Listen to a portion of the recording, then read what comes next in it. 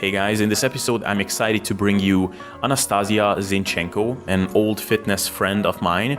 You may have seen our mutual video in the past in which we talked about diet success strategies and working on your mindset for successful dieting.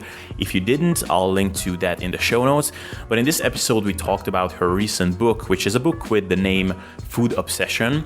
And in that book she talked through her journey in fixing her food-related issues, as well as strategies she recommends for people who want to overcome their food-related negative habits. This was a cool and I think productive discussion. I read her book and there were definitely cool concepts in there which you may find valuable, so I do recommend that you check it out if you're currently struggling with problems like this. Before we get into this episode though, I just quickly want to tell you that some really exciting stuff are happening in sustainable self-development land as of recent times, and as of lately, the Sustainable Self-Development Group has been brought to life more than ever. We have over 1,000 awesome members and have daily discussions over some of the most interesting nutrition and training concepts. Also, the Norwegian mastermind himself, Børge Fagerli, has gotten on board not long ago, and he's spreading his knowledge there too. And as of late, we've been doing these really awesome Q&A sessions with Børge in the group where we answer some of the best nutrition and training questions that have come in the group. So if you have not done so already, then be sure to go to facebook.com/sustainable self-development and join the group. Also, you might want to know that Børge and I are currently working on a really epic training template, which will allow you to get, in our estimation, the best possible training stimulus without having to spend endless hours in the gym and pounding yourself with a bajillion sets every week and burning yourself out.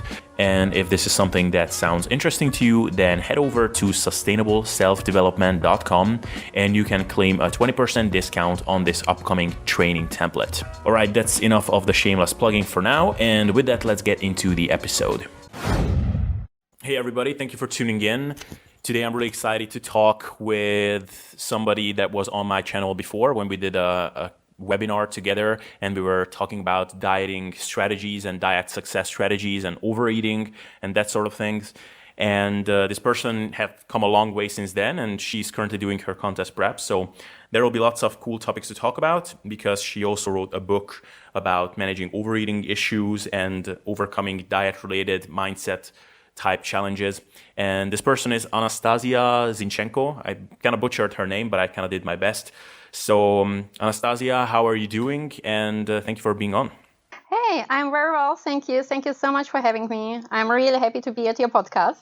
Yeah, my pleasure. And so first of all, let's start with what things are up to these days. So you're currently doing a contest prep and you've been doing it for quite a while. I see you documenting it on Instagram a lot. So how are things going on that front? Everything is going really well. I started my contest prep in January. So I'm dieting now for about half a year. I lost about 11 kilograms, maybe 12 kilograms.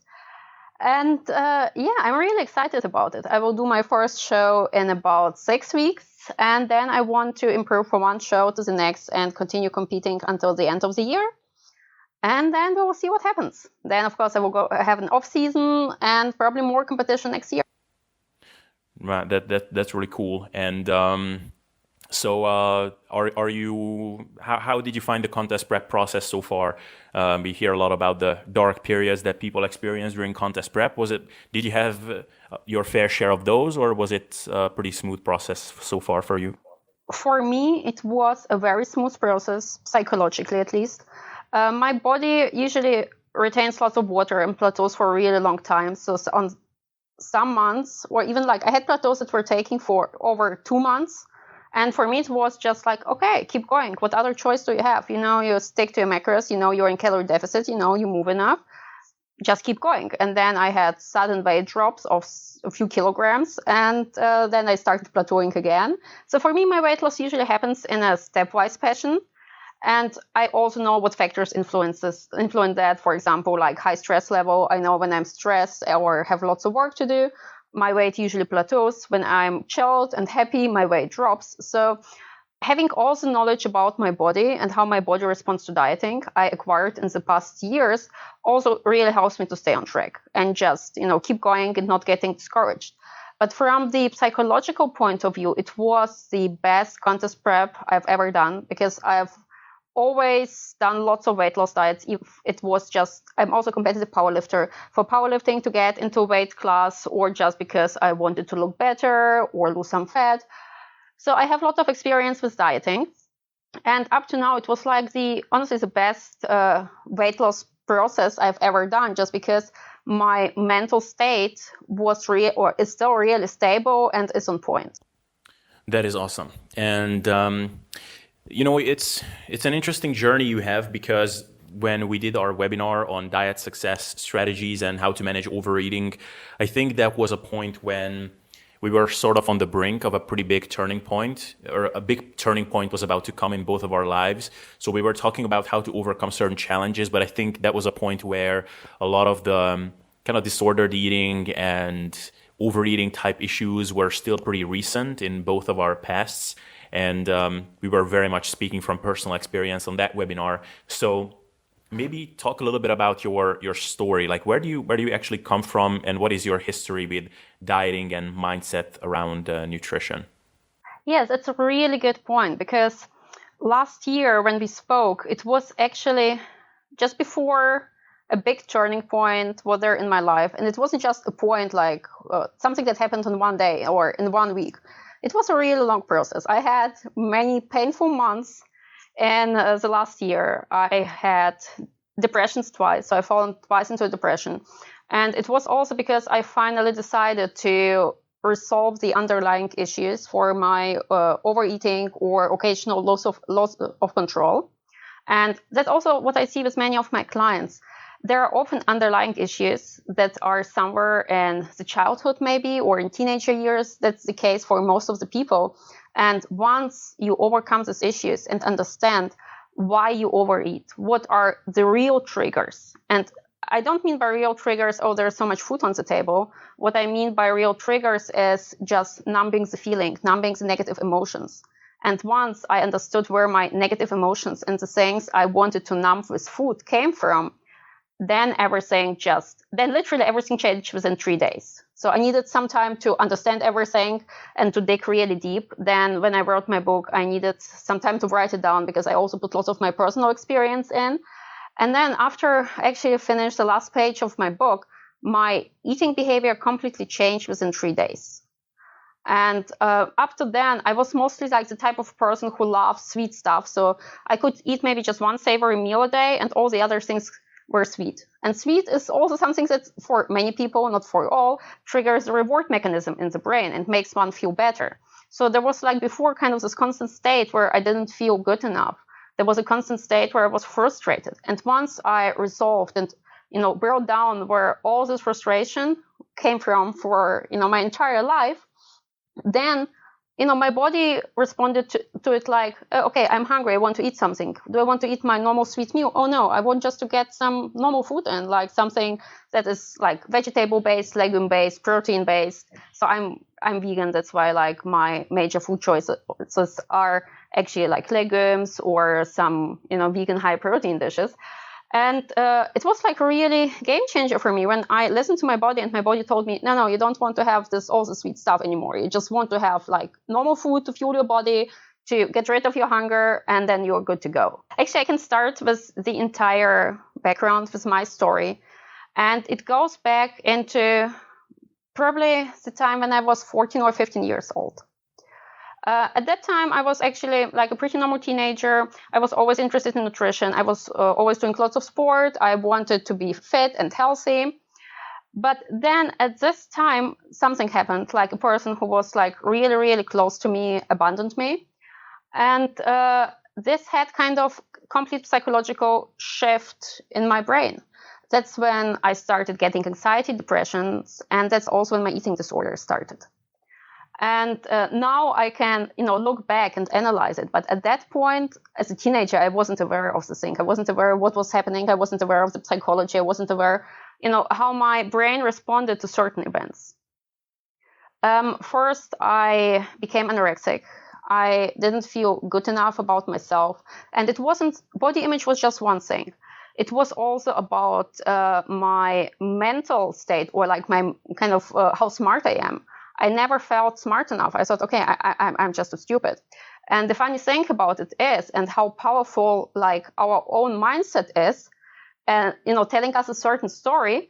I was always the best in my class. Also later in life, I've studied chemistry. I graduated with honors. I got the prize from the German Chemical Society for outstanding academic achievements. I was at elite universities like Caltech, many people know from Big Bang Theory. I've done my PhD at Cambridge University, also an elite university, but still I didn't feel smart enough. And I think I always also tried to get more of this kind of academic achievement just to feel better. But in reality, it was just one of these, underlying issues I talked about after, what happened when I was a teenager. I just didn't feel good enough. I didn't feel smart enough. And of course, it had also reflected on my body image. I always wanted to be thinner. So when I was a teenager, I was kind of starving myself most of the time. Then, of course, I was upset after some parties or events where I was eating more. I was doing endurance sports for most of my life until I started lifting. So I was like running, swimming, mountain biking, maybe for 3 hours a day, eating a very low calorie diet. And when I was, and another thing that kind of also triggered this under eating was that I danced rock and roll. That's like kind of this dance where you have to throw women up, they make saltos and so all this kind of acrobatic figures. And then it's also good to be as light as possible. So for me, it was also the thing, okay, I need to lose more weight to become better in the sport I'm doing. That was like another factor.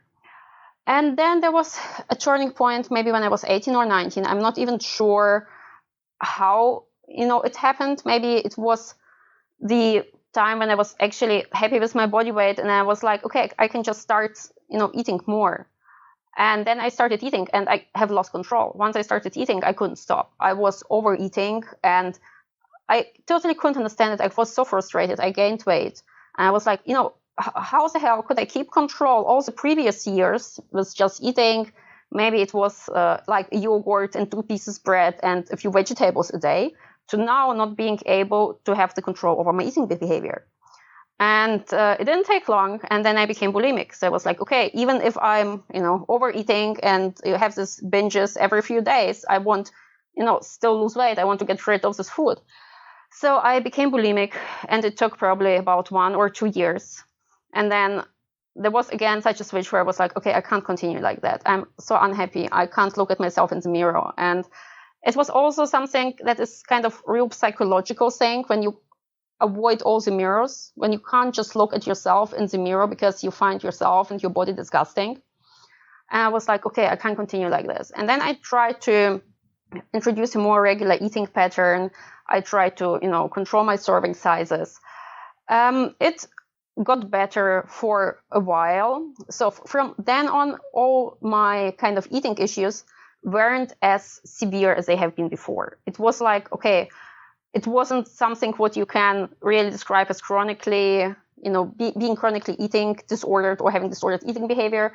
But still, all the time when there was stressful times, I started overeating. All the time when something happened, it wasn't a problem for me to eat 1 kilogram of peanut butter in 2 days. When I had to do, a really stressful project or write up a research paper, writing is in general a very stressful task for me. And so it kind of continued for more than 10 years, where I had periods where I was like, okay, I have everything under control. But then when something stressful happened, everything went down the roof. And I just started overeating, kind of binge eating. I wasn't bulimic anymore, but still, it wasn't a state I was very happy about. Then I think it was like more or less last year, everything got already better. So I became a coach. I applied lots of strategies on myself. I knew the triggers that trigger my overeating. I knew what should I do. I shouldn't have any dangerous food at home. I, shouldn't be too stressed. When I'm stressed, I should go for a walk. I knew that I should have enough movement. All the things that kind of reduced occasional overeating. But it still didn't solve the kind of underlying issues. I imagine it like, building a house. And if you have like a really faulty fundament that like can't hold the house, it doesn't matter how nicely you build the house will break down after something happens, after a storm or strong wind or whatever. So I saw my life like this. It's like, okay, when everything works great, when everything is perfect, my diet is totally on track, I do great. But then when something stressful happens in life, okay, my house breaks down. And yeah, I've done actually lots of psychoanalysis where I really listen to my thoughts and my emotions. Okay, something happened. I got like really into this negative emotions. And then I got this urge to, okay, I need to get something to eat, something that is rewarding, something that is high in calories. I was like, okay, I just want to escape. I just want to numb my feelings. Okay, will it help me? Yeah, it will help me maybe for 10 minutes while I'm eating this food, but then I will feel even worse. So, okay, I need to have a sustainable solution to this problem. And to cut a long story short, I kind of analyzed all my thoughts, all my emotions, then also dig deep in my past and found some painful events that probably made me feel not good enough as a child or as a teenager. Then looked at it from now an adult perspective. It was like, okay, everyone had their own issues. Even if, some of the grown-ups, like my parents, made me feel as I'm not good enough, it wasn't just about, me and not being good enough. It was just maybe because they lost the patience, because they had a stressful day. That's why they reacted like this. And once I understood it, it also helped me to reduce all these negative emotions I had. Yeah, thank you for sharing that. And I was pretty upfront about it on my channel before that I've been in some pretty dark places in terms of all these issues that you just talked about.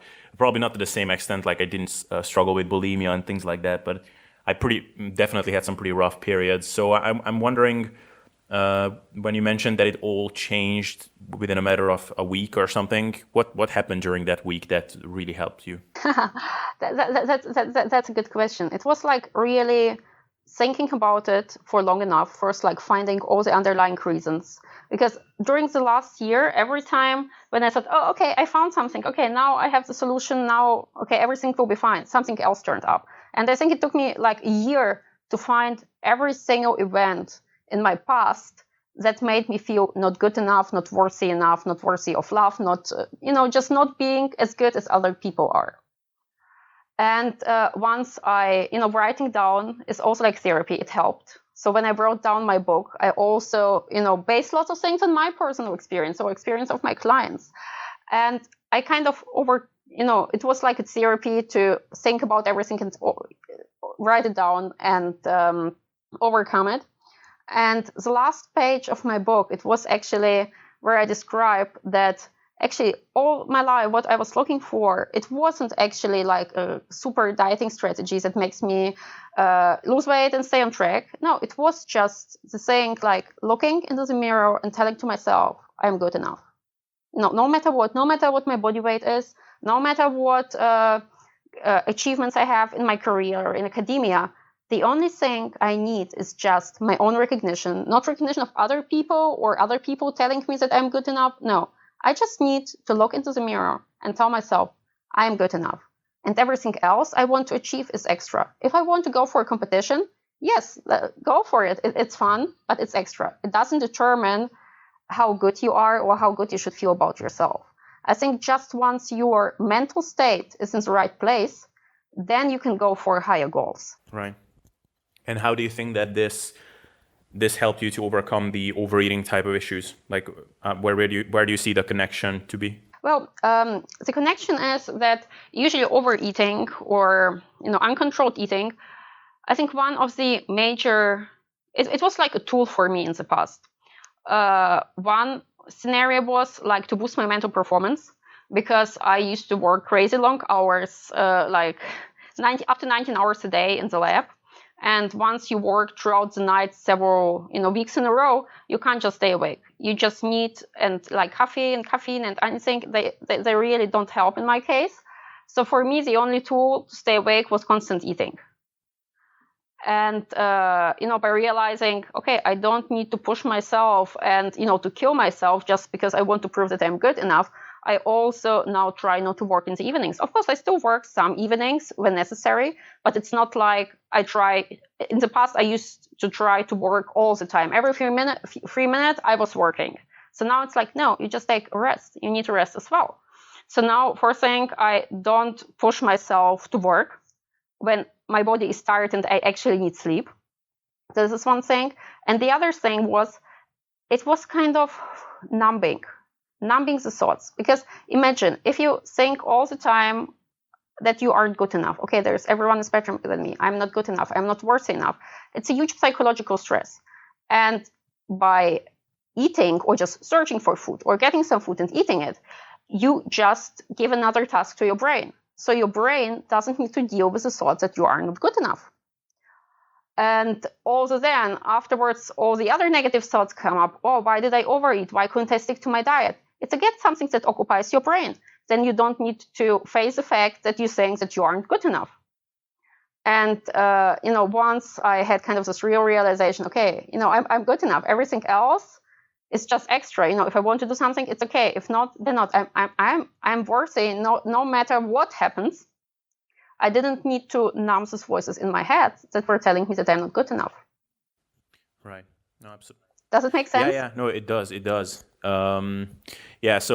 So maybe this is a good segue because in your case, it almost sounds like a way of dealing with work stress, which was a big trigger for you in a way.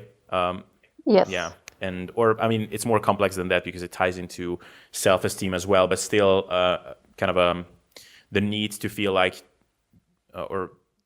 feeling like you need to prove yourself through your work was a big trigger, it sounds like. And and also I actually distinguish things like self-worth and self-confidence, because I don't think it's the same. Self-worth, it's like if you're saying if you're worthy enough. My self-worth was really low, but I had high self-confidence in certain areas. For example, if I was an expert in a certain field, I could stand. I've done lots of teaching in the past. I could stand in front of a class with self-confidence and teach them the stuff. Or the same with lifting. If I know a lot about lifting, if I'm a power lifter, I could self-confidently explain someone in the gym how the person has to perform the lifts. That's why I think it's also like kind of a tricky thing, because many people who have also high self-confidence because they're just experts or like really knowledgeable in an area can still have a low self-worth. Yeah, and so I'm wondering, so when you started writing your book, which is called Food Obsession, right? And this is about the topic of dealing with issues around overeating and mindset issues around dieting. When you decided to start writing this up, did that kind of coincide with you starting out with your contest prep? Well, actually, I wanted to do a contest last year. So I started a contest prep last year in summer. And then when I've noticed, so the first, 2 months went really, really well. Everything was great. But then lots and lots of stressful events occurred when I've noticed, okay, now the things start going wrong. And that's when I stopped prepping. When I made the decision, it's like, okay, I'm not in the mental place I should be at to do a contest prep. I will just stop it. And that's when I started dealing like excessively with most of the underlying issues, where I was like, okay, if you want to do contest prep, you have to solve out all the stuff. You need to find the reasons why you behave in a certain way. And once you solved all the psychological issues, then you can do contest prep. And actually, it was kind of something similar for my first contest prep I've done 4 years ago. I told myself the minute when I noticed that my eating behavior goes off towards like more like the direction of eating disorders, I stop prepping, no matter what. When I notice my kind of mental health suffers, I'm stopping this prep. So the prep now, I actually started after I have written everything, after I was like also already like in a good mental state. Right. Okay. So what kind of inspired you to write this book? Was it only your own journey, or have you collected also feedback from people you worked with or issues that you've seen with other people? Yes. It was mostly because of the people I worked with, because I work also with many people who have a history of eating disorders or who recover from eating disorders. So I'm not a trained psychologist. I'm a chemist and I'm a biochemist. But the feedback I got from my clients was that the things I tell them, the strategies I use for them, work so much better than anything therapists gave them in the past, because several people have been also to therapy before. And the feedback I got was like, wow, what the things you do, they really changed my life. They changed my mindset. And I think the reason for this was just because I could relate to it. Oh, yeah. I was there myself. I can feel with them. And I know what worked for me. Yeah. No, definitely. Yeah. And this is, I think, a huge issue, is that a lot of people who I interacted also with people who came to the recognition that probably they should seek professional help and go to a therapist or a psychologist. But when they actually did, luckily not all the time, but in certain cases, they were just disappointed because the person couldn't relate to them. Like they couldn't feel how it is like to try to be lean. And even if you're already lean, still trying to be a little bit leaner and still not being completely satisfied with the way you look, even when you're, because a psychologist sees a guy or a girl who is pretty athletic, has a decent body composition, not overweight, so they don't understand why this person has the goal of trying to be leaner or anything like that. So, yeah. Yeah, totally. Or also for cases like overeating and bulimia, it's like, oh yeah, here's your meal plan. Just stick to a regular, or like not meal. They don't give a meal plan, but just stick to a regular eating pattern. Have your breakfast, lunch, dinner, and maybe a snack. Why do you overeat? Why do you need to have something in between? Just stick to normal meals. Yeah. And they can't understand kind of this negative driving force that makes people, binge or do things they shouldn't be doing. Right, absolutely. Cool. So maybe let's get into your book a little bit. So you wrote this book, which is called Food Obsession. Is there maybe like one kind of underlying message that you were trying to project with this book, or that you were trying to communicate with this book, or is it better viewed as a list of strategies that people can follow in different situations? That's a list of strategies, and actually this book is written like collection of single articles with keywords at the beginning of each article. So actually, not all the people have the same issues. So the people can actually pick the issues that apply to them. Right. Someone who struggles with stress eating doesn't necessarily struggle with overeating during social events. Right. And for me, when I wrote it up, it wasn't in the order it is now in the book.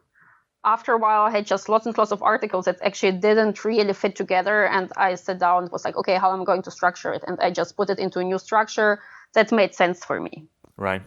Well, I would still say, upon reading it through, that there is one really important message here that kind of overarches everything. And that is, you have to kind of work with the instinctual kind of being that lives in your head. And that a lot of these things, some things can be overcome by rational thought and by kind of emotional management, like in the given situation. But there is a big message that goes towards sort of working with your own laziness. I think there's even a chapter in your book that is called "Your Own Laziness is the Only Thing You Can Rely On," right? Yes, exactly. That's also something I tell to my clients. The only thing you can rely on is your own laziness. Because, if you have cookies at home and you're tired in the evening and want to have some comfort and reward, you just go into the kitchen and just grab the cookies and eat them. However, if you don't have the cookies at home, if you have to bake them first, you're probably too lazy to bake cookies after a really hard working day. Yeah, and I have also different characters in this book, like the inner Neanderthal. It's like the inner ancient human, kind of, the species that lived maybe in the forest several thousand years ago, and it kind of still lives in our head because, our bodies are still kind of designed to try to survive, to try to be safe, to get enough rest, to have social interactions. And when you are tired, when your, rational brain is tired, then the Neanderthal may take over. And that's why, most of the people, they go off track with their diet in the evening. It's not like in the morning when they have breakfast. It's mostly in the evening when they're super tired, and then they don't have the willpower kind of to resist temptations. And the Neanderthal takes over and just starts mindlessly eating. I was also thinking it's kind of a more entertaining thing to write the book this way with different characters. There are also Darth Vader, who is really evil, and he's kind of the personification of depressions, of this really negative side of eating disorders. And also there's a binge eating monster that is a symbol for all the negative emotions that makes many people overeat, like being unhappy or not feeling good enough and things like that. Yeah. And I think on the evening overeating point, I think it's not only decision fatigue and just being tired, but I think it's also just the lack of structure there that kind of characterizes the evening hours. Because like you said, in the morning, people wake up, then they leave to work. At work, they have their lunch. It's just pretty little room for screwing up and overeating during those times, because everything is ruled by other rules, essentially. And in the evening, you have basically complete freedom, and that's what messes up people. So yeah, that's the same thing with the weekends. Like many people struggle it to stick to their meal plan at the weekends, just because they can do whatever they want. They don't have a fixed structure at the weekends. yeah. Cool. So shall we maybe just address some, like, a couple of common things? Like, for example, what do you recommend for someone who struggles with specific cravings? Specific food cravings are really common when someone's trying to stick to a lower calorie, lower palatability sort of diet, which is sort of to some extent, that has to be the staple diet that someone will follow if they want to have good body composition year round. So specific food cravings, what do you advise people in general for situations like that? Okay. I have actually a chapter also in the book that speaks about food cravings, and also that food cravings are like a mosquito bite. And I usually distinguish between food cravings. Okay, there can be food cravings like hunger when you just didn't have enough food on your plate. For example, if you cut down on serving sizes when you diet and don't fill it up with veggies, you just crave food because you're hungry. This problem is really easy to solve. Just eat more veggies. Other food cravings are like psychological food cravings, and also then I distinguish between different types. Number one is you crave a specific food. Like, okay, you see this donut and you want to have this donut. You aren't interested in other junk food. You just want to have this donut. And then it's also interesting to look at the lifestyle and the past. For example, many people crave foods, or I used to crave food in the past that I kind of connected with love. For example, something my mom gave me when I was a child. And I got this specific food craving. And I was like, okay, what is it about? When did I eat this food? Okay, I ate this food as a child. So actually, then I could establish a connection that what I was craving was like my mom's love. And then I would just call my mom and speak to my mom instead. Then people can crave food because they see it on social media, because they haven't tried it before and it's exciting. And, we always need some kind of excitement in the life, because otherwise the life, everyday life would be just super boring. So the people just crave more excitement. That's why they want to go and try this new food that a new restaurant offers somewhere in town. Then there can be just food cravings for any high calorie food like chocolate or, whatever. This can be also related to a mood state. When you feel down, when you feel sad, when you feel stressed, you just want to rise your happiness hormones. So you just crave food that makes you feel better. Also similar scenarios. If you usually have chips in the evening lying on the couch and watching TV, then you're tired on the way home or somewhere at work, and I'm like, oh, I'm going to get some chips, even so you aren't really hungry. Then it's like, okay, why do you want to get chips? And then get the connection. Okay, I usually have chips when I'm relaxing. So what I want to have is actually relaxation. Then, okay, how can I get relaxation right now? And then you can, just take a short break, take a short walk, do some breathing exercises, and so on and so on. Then there's another type of food cravings I had to face a lot recently, and those are nutrient cravings on a weight loss diet, when your calories decrease and you might crave certain nutrients. And then usually I get into the state of low mood. I'm not focused on my work. I'm not really motivated. So actually for me, symptoms of nutrient cravings, like nutrients, carbs, fat, or protein, usually are very similar to symptoms of overtraining. But if I still increase weight, I lift in the gym, I know that I'm definitely not overtrained. And for me, when I feel this way, I usually analyze. It's like, okay, what food do I want to have right now? And then I go through, imagine all kind of carbohydrate-rich food. Is it something I want to have? Okay, no. Then I imagine all kind of fatty foods like nuts. Is it something I want to have? Okay, no. Then I imagine all kind of high protein foods. And then if I notice, oh, that's something I really want to have right now, then I go for a kind of smallish serving size. Usually, in my experience, maybe 200 calories of this nutrient are enough to get rid of this nutrient cravings for at least 1 week. So for me, if I notice like the slow mood state, oh, I would like to eat something, but there's nothing specific, and I think of different nutrient groups, for me, in most cases, it's protein. Because I usually try not to eat, kind of to overeat on protein, so that I still get enough of my veggies in, enough healthy fat. So, but my body seems to be used to a higher protein intake. At least once a week, I kind of get this protein cravings. Then I drop my carbs, I drop my fat, and get more proteins this day. For some of my clients, those are carbohydrate cravings, where they are like in a really terrible state, where they email me every day. It's like, oh, I feel so bad. I can't think, I can't perform. And then after some trial and error, I run with them experiments where they get different food and we look how they respond to them. And we see, okay, your well-being and performance and everything increases if you get more carbs. Okay, then let's put some higher carb days in. We drop fat, we drop protein. And this way you can function like a normal person again. It has to be adjusted on a very individual level. And in terms of carb cravings, I also made the experience that kind of the carb types that from the dieting point of view make more sense doesn't often satisfy the cravings. For example, if you would go for some fruits that are high in water and high in fiber, like strawberries, they usually don't satisfy the cravings. The people continue craving carbs until they get a serving size of starch. That's why usually I found that starches help better to get rid of carbohydrate cravings. And again, it can be just a 200 calorie serving size. It's not like what many people think, oh, I need to have this huge cheat day or huge cheat meal out. No, it's just, a serving size of this concentrated nutrient just once until your cravings disappear. And then, you can function like a normal human again.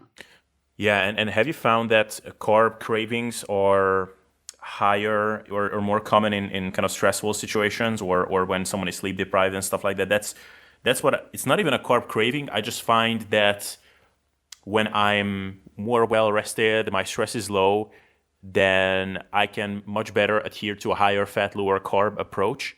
And when I'm sleep deprived, then I mean it's literally eating like some fruit salad, strawberries, or even if it's low calorie, it just makes me feel kind of happier. Yeah, because, carbs make you feel happy. Yeah. Or like happy. There was also research on this topic, Carbs can interiorize also happiness hormones in the brain.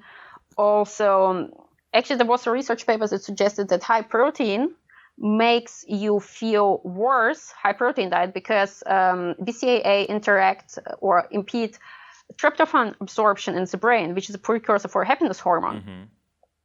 That's why like tryptophan-rich food should be something you should, try to implement if you struggle with depressions. And actually carbs, they have a similar effect. They help tryptophan to go into the brain and take branched chain or like other proteins out of the bloodstream.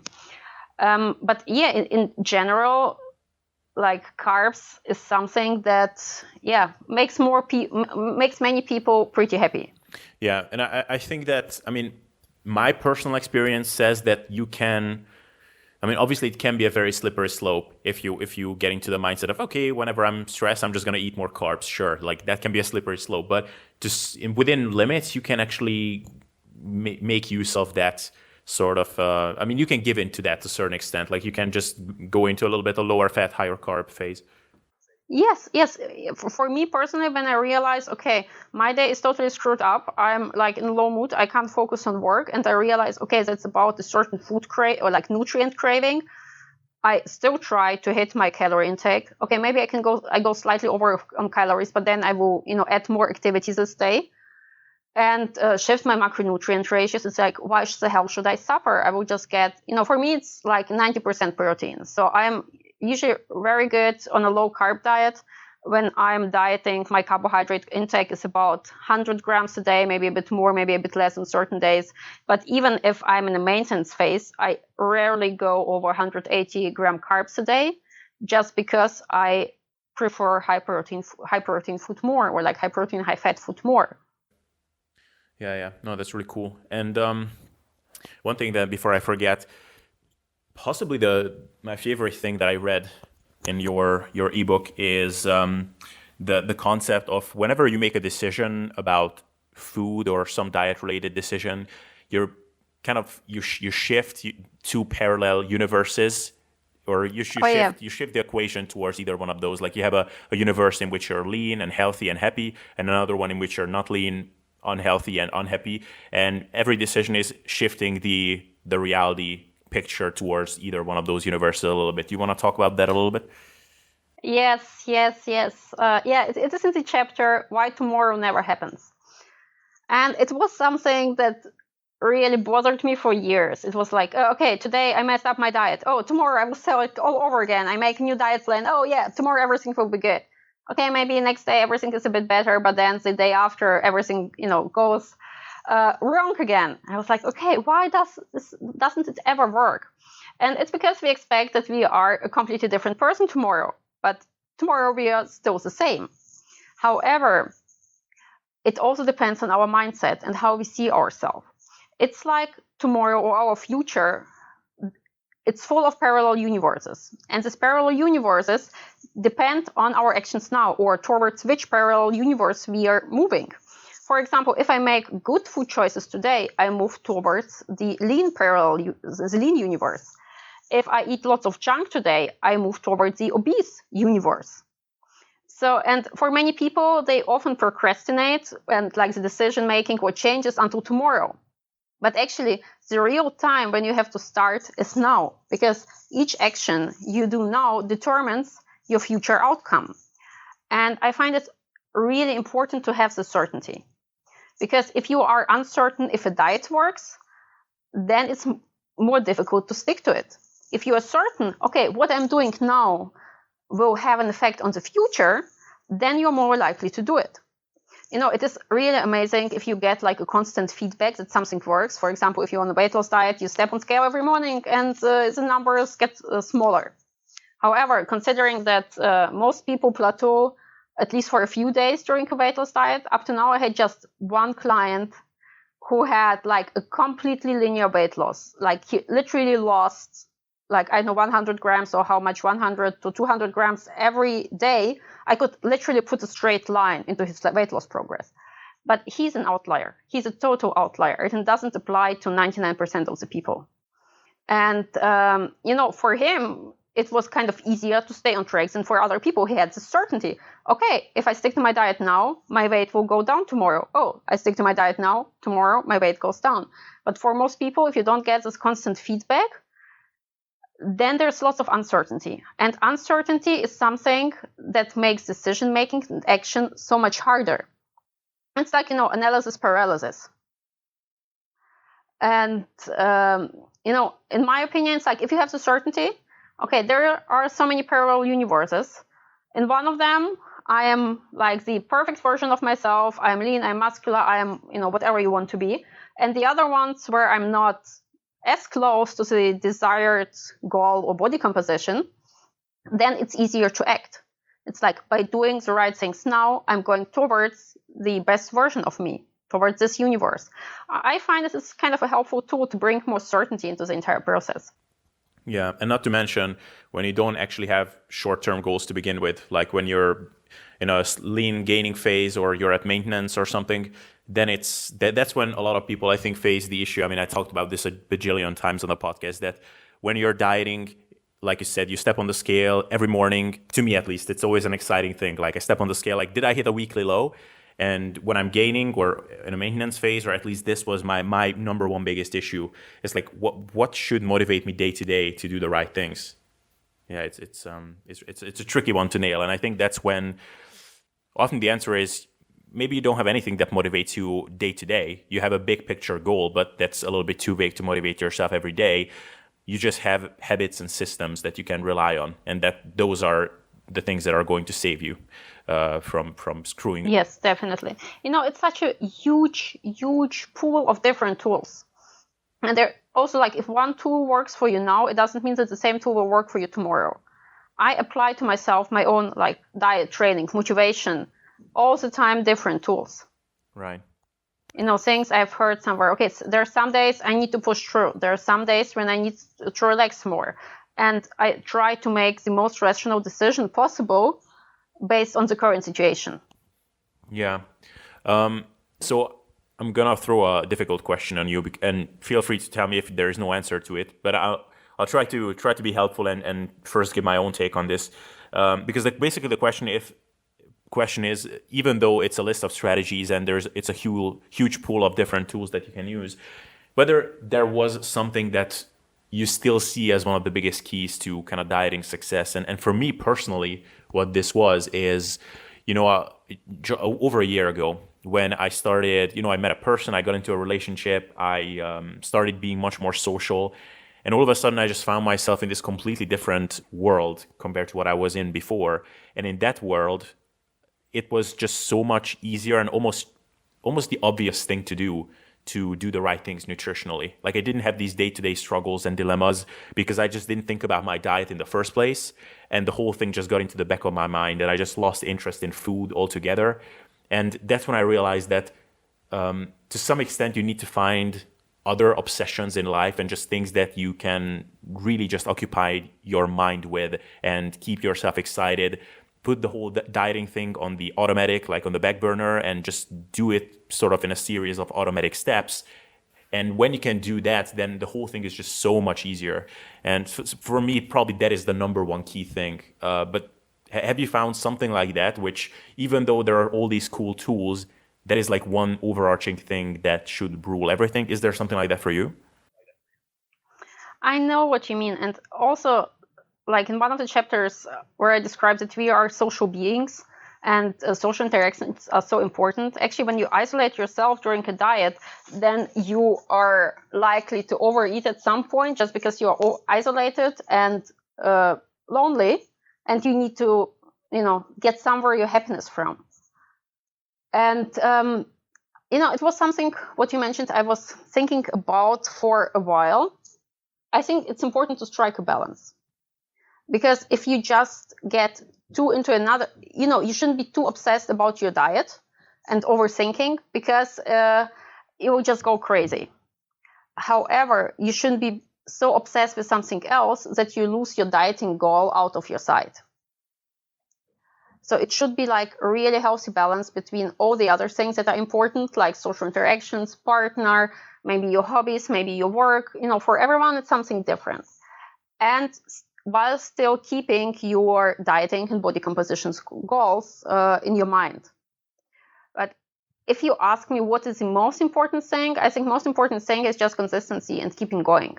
Even if you have a setback, if something, you go out to eat more than you should, it's okay. Just go back on track right away. It's not like, oh, I ate too much. Okay, now I can just continue eating. And I think this like all or nothing mindset is like really dangerous. And I had it myself and I see it with so many people. So once, someone offers you a cookie, you eat the cookie and then, oh, I ate this cookie. Now I can eat the entire package of cookies. And it is so important to pick yourself straight away. So it's like, oh, okay, I ate a cookie. It wasn't planned. It wasn't really good for my diet. Okay, now I'm getting back on track and trying to do my best possible until the end of the day. And I found it also for myself and my diet now to be one of the most important factors. For example, now I'm visiting my family, and if my mom brings something home and it's lying on the table, I know a piece of like a delicious bread that usually doesn't fit into my macros, I get tired in the evening into Neanderthal mode, cut a piece, start eating it, and usually after I eat half a piece, I'm like, okay, it wasn't planned, no problem, just go back straight away. So I just stop eating it and just continue with my diet. And before, I would have eaten several pieces of bread because I would be like, okay, I fucked it up anyway. Now it doesn't matter anymore. And I think that is also now why my diet is kind of so chilled. So, even if I eat like a small piece of something that wasn't planned, fuck it. Okay, just go back to your diet. Yeah, no, I can really clearly identify, I can actually contrast this past year of mine to the one before that, where I messed up times and eventually I kind of ended up at a body composition that I wasn't very happy with. But I can really clearly look back and identify those couple of key points where I kind of screwed up and I wasn't able to make this quick turnaround. Like I kind of fell into this all or nothing thinking where, I just kind of got so frustrated that I almost felt like there is no point trying to be on point anymore because I already failed. I mean, obviously it doesn't play out like this rationally in your mind, but this is sort of that Neanderthal kind of dialogue that goes on. Yes, exactly. For me, yes, there are some days when my Neanderthal is taking over, when I'm tired or stressed. But the damage, because I realize it, okay, Neanderthal is there, okay, and now I need to do the right thing. Or even if I started snacking on something, okay, just put it down, leave the kitchen, that's it. The damage I do, it's so much smaller. If I go over my macros, even like 50 calories a day because of the Neanderthal, or in the past, I would do, I don't know, maybe 500 or 1,000 calories a day a few times a week because of it. That's like a big, big difference. Yeah. And there was actually something I wanted to say. Actually, again, the thing you mentioned with having other obsessions, I think this mindset was just, oh, okay, I just made something wrong, just go back on track. It's something that makes you more relaxed about the entire process and less obsessed with it. Oh yeah, definitely. And I don't know about you, but I often find that when you mess up a little bit, you just kind of have to make it through that day without doing anything stupid. Like it's almost like during the night, your mind kind of resets and you wake up the next day and it's like, okay, it's a fresh day and you don't even remember your mess up and you can just keep going as if nothing happened. Yes, exactly. But the important thing is just if there's like a small mess up sometime during the day, not to continue with the, huge mess up for the rest of the day. And actually, I don't apply it only to my diet. It can be also for anything in life, also like my training or work. Like if I start a training session, I have planned squats and my squats feel like shit. Like squats are for me my most challenging lift. Bench press is amazing. Bench press is my absolutely favorite and best lift. It feels amazing most of the time, but squats is something I always struggled with. And then, imagine I have like a really shitty squat session and then I just want, it's not worth it. I just want to go home. And then it's like, no, just pick yourself up, continue with your training, finish your training, and then you will go home. And usually if I pick myself up on other exercises, I can often even set personal records. Yeah. So it's just, continue doing. Or the same with work. Okay, I wasn't maybe as productive as I wanted the first 2 hours. Then I'm disappointed. Okay, pick yourself up and now do everything as good as you can. Yeah, no, exactly. No, I really like that one. And all in all, like, who would you recommend your book? What kind of people would you say would benefit from it the most? I think there's a wide range of people. Of course, people who struggle with overeating, or especially like overeating, bulimia, coming from the side of eating disorders, or people who have in general problems staying on track because they engage into emotional eating when something stressful happens at work or at home, or when they just lose control and eat too much when they're tired, when they come home after a hard work day. Then people also who can't stay on track with their diet because of social occasions, because they socialize, they go out with friends, and their friends are kind of the type of people that not necessarily care about their body composition. This is often the case for the clients I work with, that their friends are just kind of normal people who just want to have fun, drinking, eating, and so on. So, how am I going to behave? I still want to socialize with my friends and reach my goal. So it's also something, but basically also like for anyone who is interested in this topic and also wants to understand the own behavior, why I eat something when I'm not hungry. Because I think almost everyone eats something from time to time when the person isn't hungry. Understand what are the driving forces, and also getting the tools. Okay, if you aren't okay with it, if you want to change it, then I will give the tools how you can do it. Because almost each chapter, or like many of the chapters, contain some questions or steps at the end of the chapter how you can apply it actually to your life.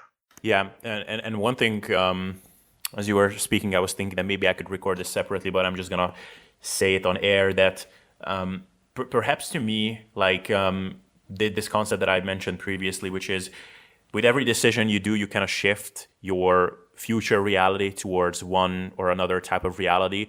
I think that's so powerful, because to me, it's not just the screw ups that can shift your reality towards a worse future, or your future towards a worse reality, because you could be on point in terms of hitting your macros, but if you're doing something that is really unsustainable, like for example, if you're constantly trying to fit in really palatable foods that you really have the urge to overeat on into your diet day to day, and every single day is just a mental battle that you have to fight with yourself, then in my mind, you're not setting yourself up for success, because you made it through this day and maybe tomorrow, but how long can you keep this up? So, and at the same time, you could be screwing up, like you could be going over your macros accidentally. For example, you could be mismeasuring something or something, but as long as your habits and systems are in place, you're still setting up yourself up for success in the long term. So something I wanted to mention. Yes, definitely. And, also it's important, I have one of the chapters on this kind of feed forward cycle. So once you start eating, let's say, junk, and then it's much harder to get out of it. It becomes a habit.